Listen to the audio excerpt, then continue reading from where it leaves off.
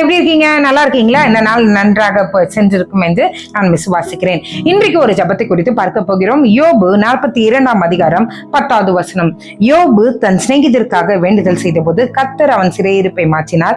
யோபுக்கு முன் இருந்த எல்லாவற்றை பார்க்கலும் இரட்டத்தனையாய் கர்த்தர் அவனுக்கு தந்தருளினார். யோபு தன் சிநேகிதருக்காக அவன் வேண்டுதல் செய்தான். கர்த்தர் அவன் சிறையிருப்பை மாற்றினான். இன்றைக்கு கர்த்தர் சொல்றாரு, அவங்க சிநேகிதர்னா சாதாரணமானவர்கள் அல்ல, ஏளனமாய் பேசினவர்கள், கேவலப்படுத்தினவர்கள், கூட இருந்து குழி பறித்தவர்கள் என்று கூட சொல்லலாம்.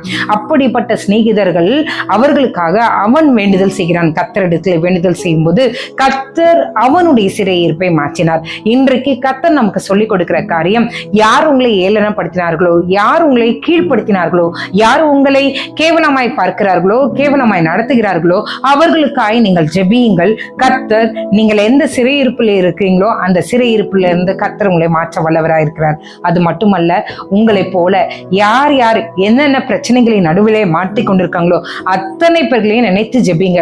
ஃபார் எக்ஸாம்பிள், நீங்க கடன் பிரச்சனையில இருக்கீங்கன்னு வச்சுக்கோங்களேன். ஆண்டவரே, என்னை போல எத்தனை பேர் கடன் பிரச்சனையில இருக்காங்க, அவங்களுக்காக ஜெபிக்கிறேன். ஆண்டவரே, அந்த கடன்ல இருந்து விடுதலை தாங்க. உங்களுக்காக ஜெபிக்கிறதை காட்டிலும் மற்றவர்களுக்காக நாங்கள் ஜெபிக்கும் போது கர்த்தர் நம்மளுடைய ஜெபத்தை கேட்டு நம்மளுடைய சிறையிருப்பை மாற்றி எதை இழந்தோமோ அதை இரட்டத்தனையாய் பெற்றுக்கொள்ள கர்த்தர் நமக்கு உதவி செய்வாராக. ஜெபம் பண்ணலாமா?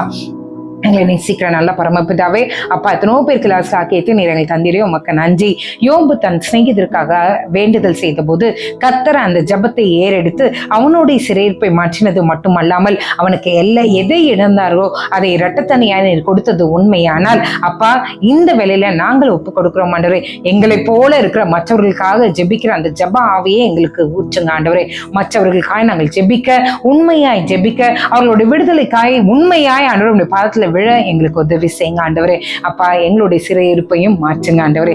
எதை இழந்தோமோ அதை நாங்கள் பெற்றுக்கொள்ளத்தக்க தகுதியான ஆத்துமாக்களா நீர் எங்களை மாற்ற வேண்டுமா நாங்கள் ஜெபிக்கிறோம்.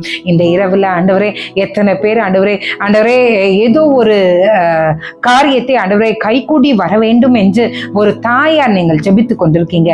அப்பா, அந்த தாயாரின் ஜெபத்திற்கு நீர் பதிலை கொடுப்பீராக. சீக்கிரத்துல நல்ல செய்தி அவர்களை தேடி வர கிருபை செய்யுங்க.